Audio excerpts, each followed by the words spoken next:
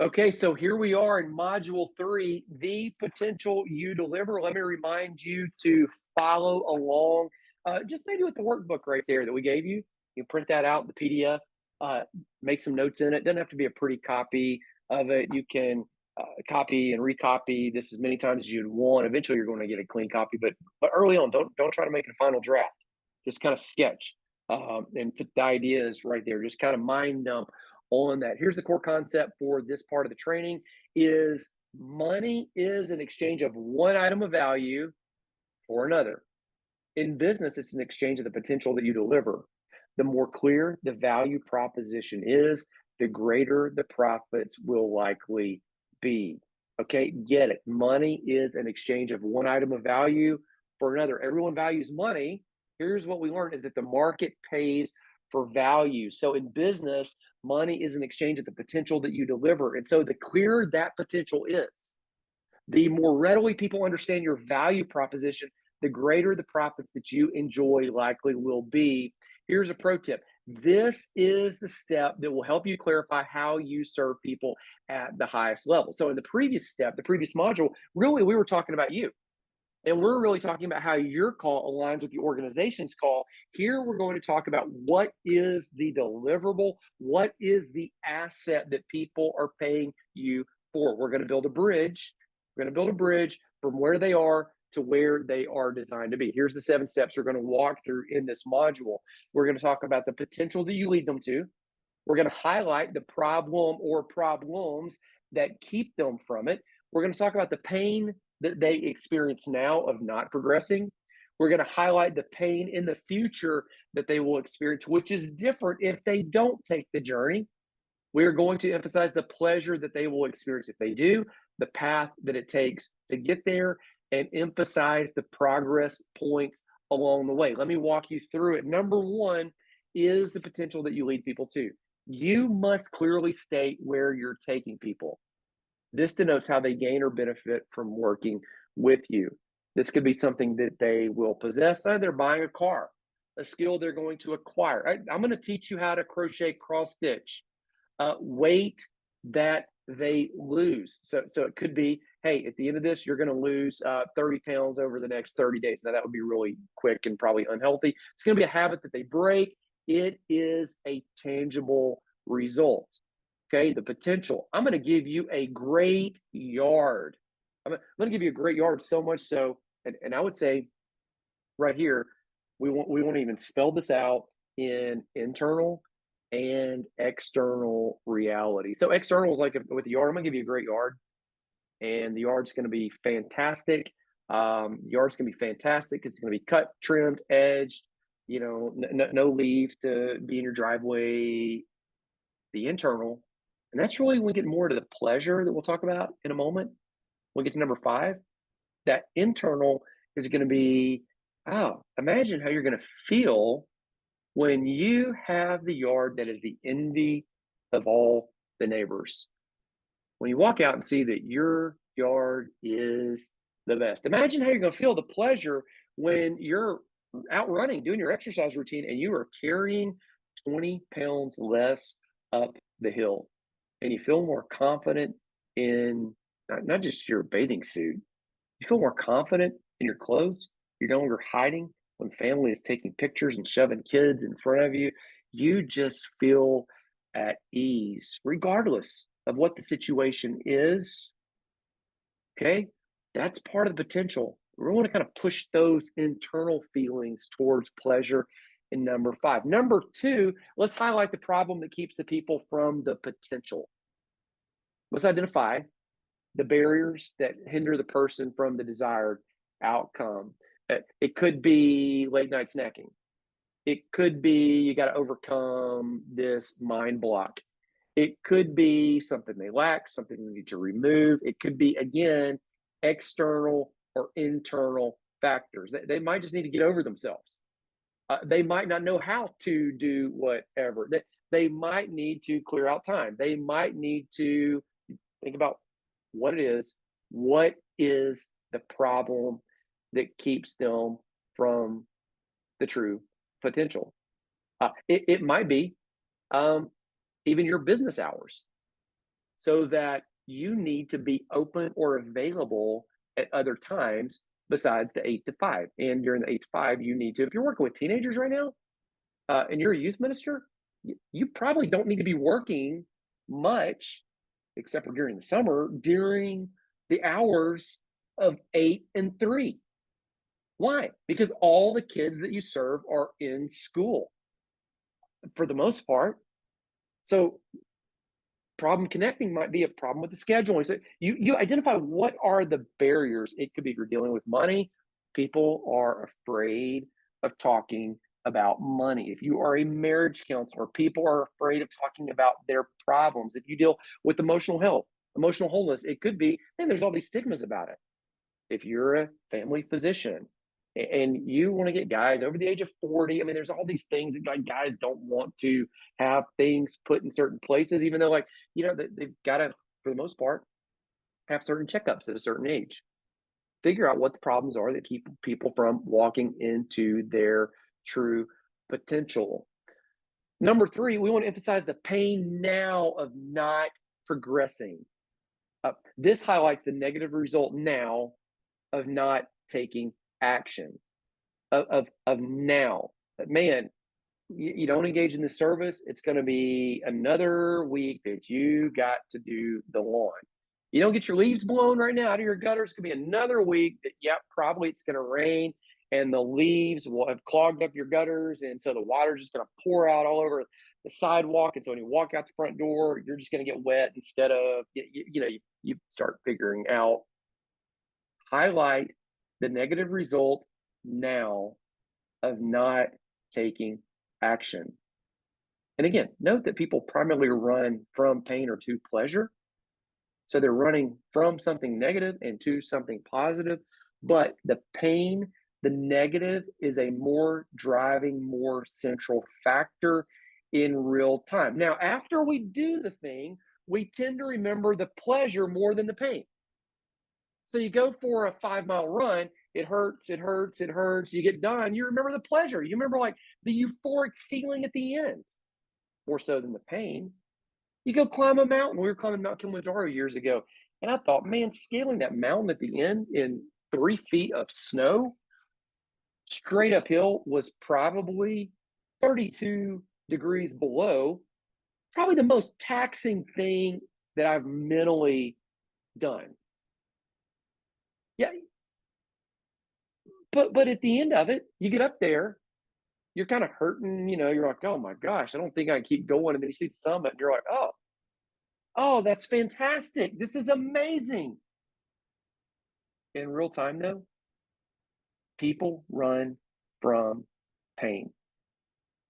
But sometimes you've got to highlight what that is to them. This is the short-term loss. If you're a marriage counselor, man, it's another week of just freezing each other out. It's how do you have that awkward conversation? If you're a realtor, it's it's another month of feeling like you're tossing money down the drain for rent rather than investing in something of your own, arguably, that might cost you less cash flow each month. If you're a fitness person, it's another week of like, oh man, gosh, I keep saying next week is my week. Next week I'm starting. Next week I'm starting. Next week it's another, like, how many times are you going to break after making that promise to yourself? You show them the pain now of not progressing. You then show them the pain in the future if they don't journey with you. Now, this is all, again, part of your marketing, but we're not doing anything with this yet. At some point, we're going to put all this into our emails and on our website and on our sales pages and everything that's there. But what is the bigger issue at stake? Not the short-term thing. The long-term consequence of not taking action and losing weight is all of these health-related issues due to being obese. True story. Last week, I took my mom to the clinic at the hospital downtown, the Kirkland Clinic next to UAB. And as I walked through that clinic, I noticed that 90% or more of the people were obese. 90%. Now, that's not to belittle people, that's not to shame anybody at all. I understand there's so many factors that go into that. However, being there, you would be remiss not to make the connection that the majority of the health issues that are going on in there, and again, some of it could be genetic, attached to weight and potential weight loss, not to just, oh, this is just my lot in life. So what's the bigger issue at stake? If you're a physician, what's the bigger issue at stake if that male who is 50 years old doesn't come in and get the colonoscopy and the prostate exam? If you are the marriage counselor, what is the bigger issue at stake if the couple doesn't quit freezing each other out once every 2 weeks? If they don't now stop lying about small things that are insignificant, that you think, why do people try to even cover some of this nonsense up? What is the long-term ramification of not taking action now if you're a financial manager and you're showing people now that, yeah, there's a little bit of pain, you're going to have to dial it back in. You might not be able to get high-speed internet, or you might have to cut off, from Hulu and the Netflix and the Disney Channel. You might have to just, dial it back to one so you can invest some of this money, or it might be better to keep the old car and not buy a new car so that you can invest for retirement. What is the pain in the future, long term, and how much will they have to invest later in order to make that stuff up if they don't do a little bit of action now?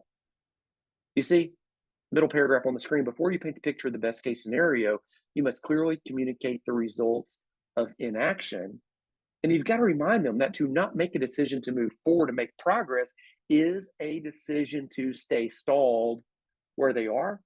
That includes pain now of not progressing and bigger pain in the future if they don't take the journey. Now, I wrote this at the bottom of the screen there. This is not manipulative. It will likely confirm in them something they've thought about or need to think about, but they just don't like to think about. They don't want to look at it. And so you don't have to say it in a way that shames them. In fact, you shouldn't. Your message should be life-giving and inspirational and full of hope and full of positivity and full of the places that they absolutely can go, the potential that you can lead them to, because of your purpose is to take them there. So it doesn't have to be manipulative and shouldn't be. It doesn't have to be from a place of beating them down, and it should not, but it does need to be bathed in reality. Number 5, paint the picture of the pleasure they will experience. Take that person off into the future. You could even do this with the near-term future and long-term future. Show them what life will be like when they reach the potential that you lead them to.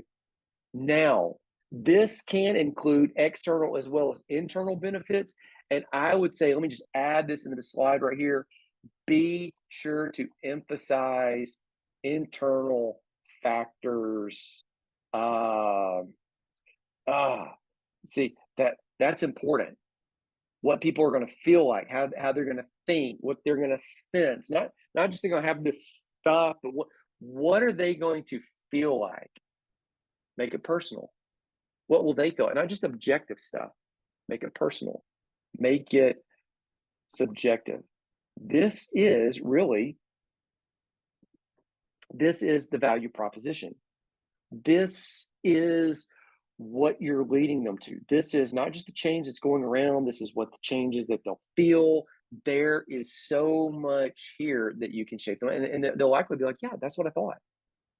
Yeah, that's what I've been wanting to do. Yeah, yes, that's where I want to go. Like when they hear this or read this or see this, it should be of course, absolutely. Even if they've not been doing it or taking the journey, it should be like, oh yeah, this was a great compliment friend paid the other day. I just thought about it. I'd written this training on a book launch, the book launch timeline. And some of the things you need to do as you're doing that timeline. He wrote a book, and the book's all ready, but they've not launched the book. So the book's ready. It's a fantastic book. Nobody knows about the book, even though the book is coming out in a week. It's available. And so I sent him over the book launch training that we have.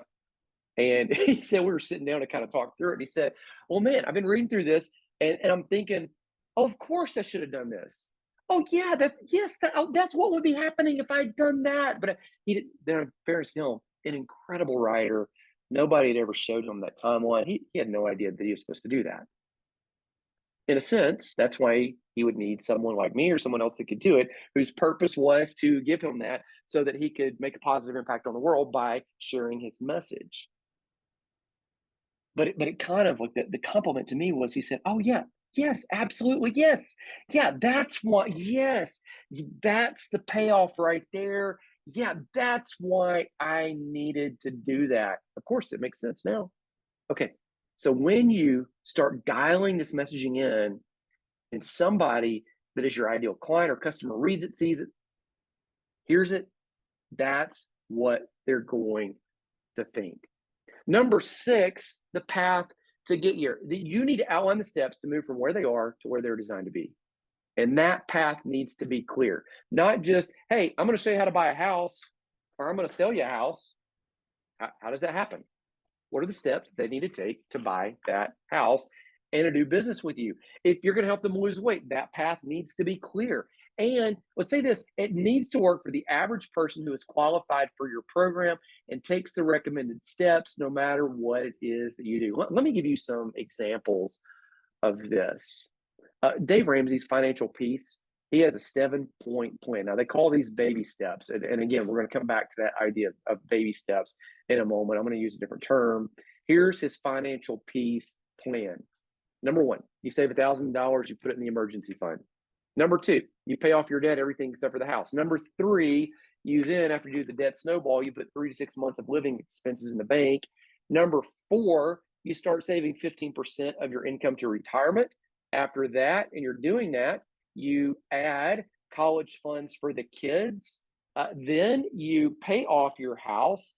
Then you build wealth and give. Now, we could critique this or talk about, well, I agree or disagree, doesn't matter. This is his plan. Everybody that steps into his plan knows exactly what that plan and what that path is, and they know when they hit the next milestone. That's the path to Dave Ramsey's financial peace. If you want to have financial peace, you walk, according to him, that path. Let me give you a religious one. Now, this one is one that I saw years ago. It's a little bit fuzzy because it came out of a book. Rick Warren, who wrote The Purpose Driven Life, also wrote The Purpose Driven Church to show church leaders how to build a church in the same way that he did. The way that he did it was, or one of the ways he did it, one of the facets of the church was a framework that told people exactly what to do to take their next steps at the church. So he said, hey, number one, here's what you do. You commit to joining the church. You become a Christian and you join the church. That's number one. They had a class called 101. That's what they do. They commit to membership in the body of Christ, membership in the church. The second thing they do, they called this 201. And literally, it was shaped like a baseball diamond. You literally go around the bases.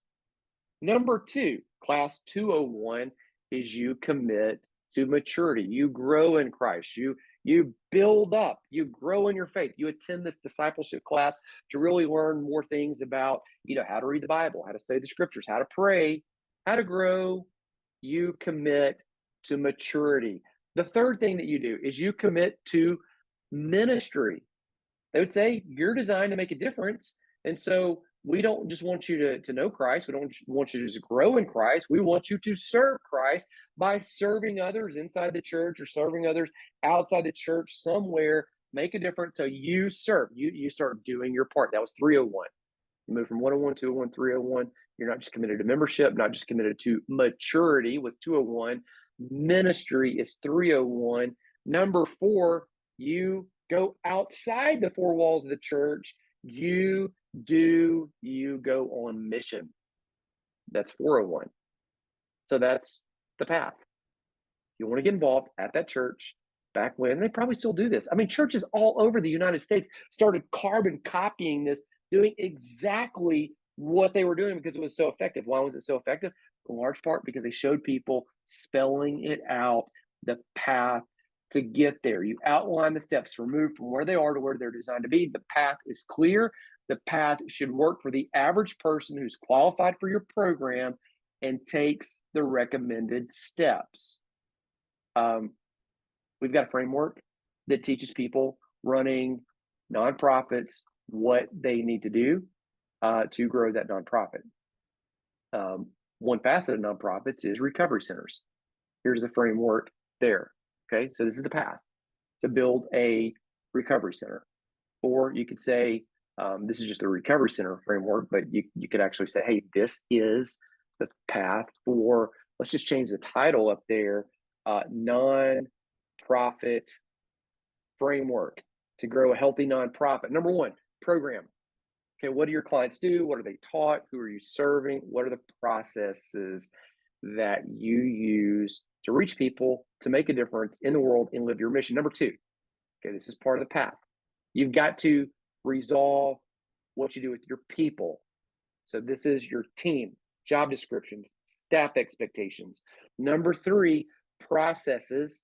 That includes your policies, your procedures, your forms, and more. Number four is the purse. That is the 7-step funding strategy. We teach people how to write grants, all of that stuff. Okay, if that is their purpose, is to run a nonprofit. Okay, and they can do that here on the Amplify site. Now, here's why I show you this, because the path to get there, it might be like Rick Warren's, the pastor's, linear. Okay, man, you do number one, you do number two, do number three, number four. Everybody goes in this order. Everybody does it. There's a time when you're not a member of the church, then one, you are a member of the church. You've not attended this class, then boom, you have attended that class. And then you're serving in the church, or you weren't serving, now you are serving. Look at Dave Ramsey's though. Some people come to Dave Ramsey, they already have $1,000, or they don't have any debt, they don't have any number two, or they already have 3 months of living expenses, or they have $1,000 in the emergency fund, and they've already, they don't have a house debt because they don't have a house, or they inherited a house. So what do? You just keep working through the order the best that you can with the steps that you have. It's still all outlined there for you. The nonprofit, this isn't necessarily linear at all. These are 4 different facets, like you got to grab hold of, like you got to solve this, you got to crack that nut, you got to crack this one, you got to crack the processes, you got to address the funding, and you're always kind of working on all of these a little bit. You can implement the tools that we have, but you're working on all of this all the time. You don't just get the program done and go, check up, I did that. There are always things, even when you get it 100% done, oh, you have to adjust something, right? You always be raising money, the purse. Okay, so it's a little bit different, but it is a clear path. It clearly articulates, this is the stuff you need. Let me show you how we do it with Amplify for guys that are going to, and gals, they're content creators. That means they're writing books, they're coaching, they're doing courses or membership programs. They're teaching a positive message that impacts the world. That's their purpose. So we refine the message. Some of them come and they already have the message. We help them refine it. That's the problem they solve, the perspective they give. It's where they lead people to potential. Then we work them through these mind shifts of understanding how to best manage the message. Those are the processes that we teach. So you don't just dump this off and give it to somebody, to a publisher. Hey, you take it, even if you're using a publisher. There's certain things that you do, 11 unique mind shifts that you make. It's all in the book, Process Over Permission, that we have. If you are a writer, content creator, want that information, just hit me back with an email or a text, and I'll make sure that you get it. Or it's probably on the homepage of our website. Just follow the writers track right there. The media, we teach them the funnel and the different forms of content they can leverage. So once you have the book, you can turn the book into a course and into a podcast and into blogs, and you can turn that into coaching programs. Then you can turn that into memberships. You can repurpose all of that content in many ways. These stairs make sense if you read the book or see the slides there. And then the methods are 7 different habits we teach to have greater success with less stress. So you implement all of this into a definite system. You just move straight through it. You must articulate the path people take to get there.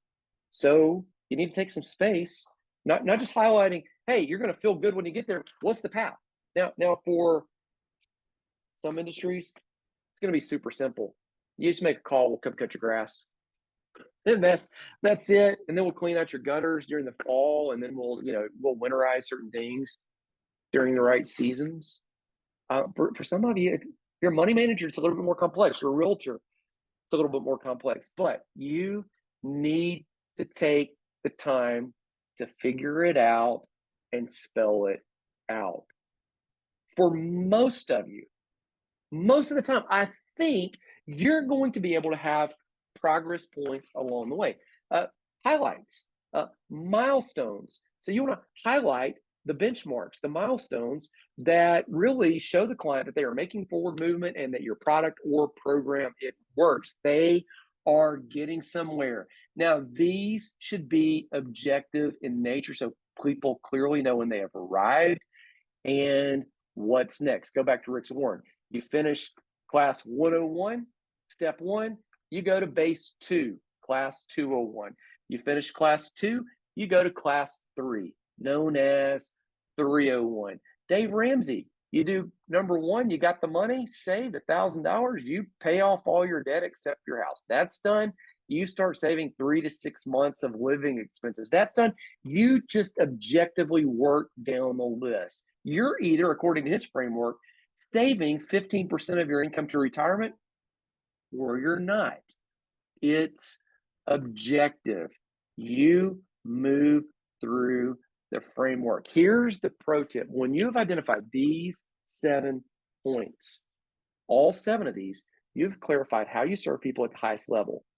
You've clarified all of that, and you now have the info you need for your website, for emails, for brochures, for other marketing pieces. See, let's visualize it.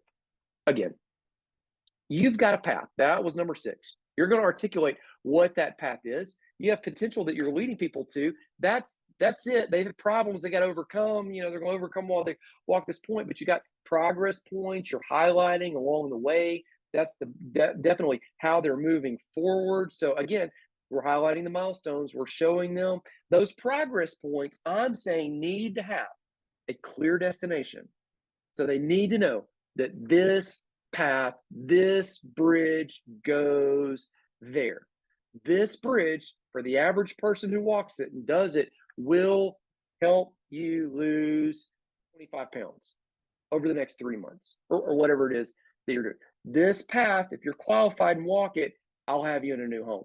This path, if you walk it, you will have your book written and published within the next 90 days. This path, if you walk it in the next several years, you'll be financially independent. This path, if you walk it, will help you launch your business. This path, if you walk it, okay, see it, clear destination. The path takes you there, but we break it down. Objective milestones. That's this point, number 7. Clear markers that verify progress towards the goal. And then finally, the subjective experience. People are all in different places on this path, and we acknowledge that. We affirm that. We don't say they're somewhere where they're not. We don't just try to make them feel good, in a false way. We make them feel good because we believe in them, because we believe that God has the destiny and a purpose for them, because they're his image bearers that are here to make a difference in the world, and that we, by serving them at the highest level, get to play a small part in them making that difference. Now, let me highlight this. If you need help designing that path, that framework, there is a course that you can get access to. That is how to design your framework. It is going to give you steps to architect and then articulate the program. So it'll show you how to build it, architect it, design it, and then articulate it. You'll be able to communicate it to tell people and exactly they'll know and you'll know how you take people from where they are to where they're designed to be. It always astounds me how many people are coaching without a framework. You're just sharing information. Unless you have a framework that takes people from where they are to where they're designed to be based on the problem you're solving and the potential you're leading them to, you're just giving them information. And if there is something even objective that you're doing, selling a house, you're a chiropractor, you're helping them with their back and other pains that they have throughout their body that's objective. If you articulate the plan, you will be able to serve them at a higher level and you will be able to serve even more people. Okay, that is module 3.